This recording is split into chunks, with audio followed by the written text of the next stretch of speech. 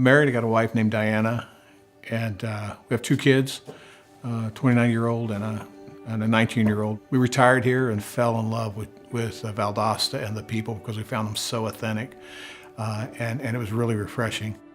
I grew up in a pretty rough house. I grew up in an alcoholic house, an abusive house, and I ran as soon as I turned 18.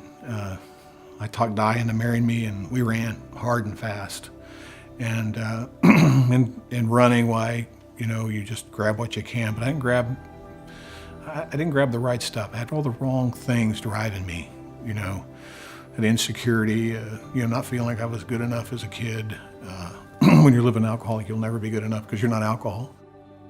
Now, when we got married in young age, we didn't go to church. We didn't do those things. We were off in Europe doing military stuff, and we just had gotten a spot where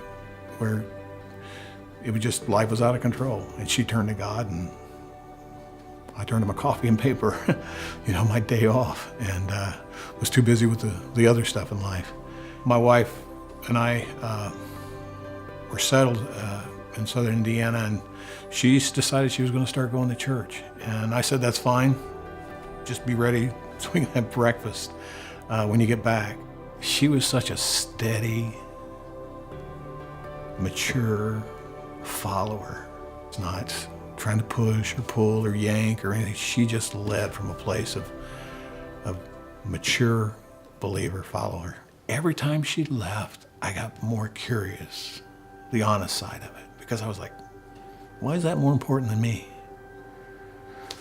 Or my coffee or my breakfast or whatever. And finally, it got the best of me, and I just got up one morning and got ready. Was going to join her. She said, what are you doing? I said, well, I figured if you're going to go, I want to have breakfast with you sooner, so if I go with you, I can get it sooner. There was a sermon series, I remember well, it was called That's Going to Leave a Mark. Our pastor was going over a series of, going over the Gospel of Mark. And honestly, for the first several weeks, I sat in the back and cried because I got to know Jesus for the first time.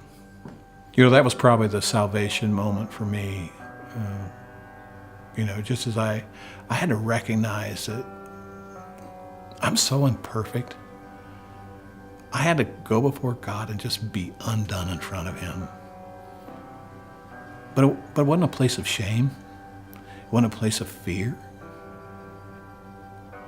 It was a place of assurance and reassurance over and over again, because when I just called out God's name and I just poured my heart out, my shortcomings, my failures, it was as well the stuff that came out, but it wasn't replaced with shame or blame or any of the guilt. It was filled with love. And God gave that to me. I had to be undone to be redone right. My whole life changed. God took over, and I sat down. Cleansing came, peace came, because I wasn't tormented. I wasn't struggling with what's next. It was already there. I didn't have to worry about what was next. I got to enjoy the present. I don't have the same things driving me. It's not about moving up anywhere. It's about being at peace somewhere, about being where God needs me to be, not where I want to be. You just have to be where God is and do what He's doing.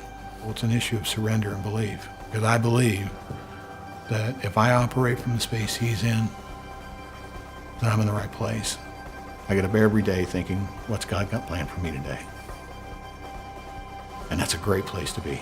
I just have to be present and ready.